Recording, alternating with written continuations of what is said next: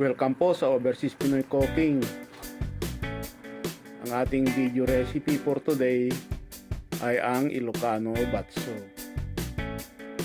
Ginisang upo po ito na may atsuete. Ang sahog po ay maraming pork belly.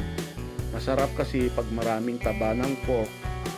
Nilagyan ko rin ng hibi. Wala kasing hipon. Sa totoo lang, hibi naman talaga ang masarap sa batso. Yung atsuete na aking ginamit ay yung nabibili sa palengke. Ang mga buto nito ay mukha lang siyang maitim, pero dark red talaga siya.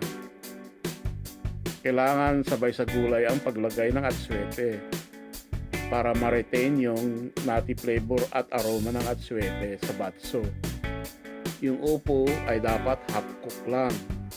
Madaling maluto ang upo, kaya dapat tanggalin agad sa apoy pag medyo half cook na siya. Hindi masarap pag overcook na ang upo. Sana panoorin po ninyo ang video hanggang dulo para makita nyo kung paano ko ito niluto.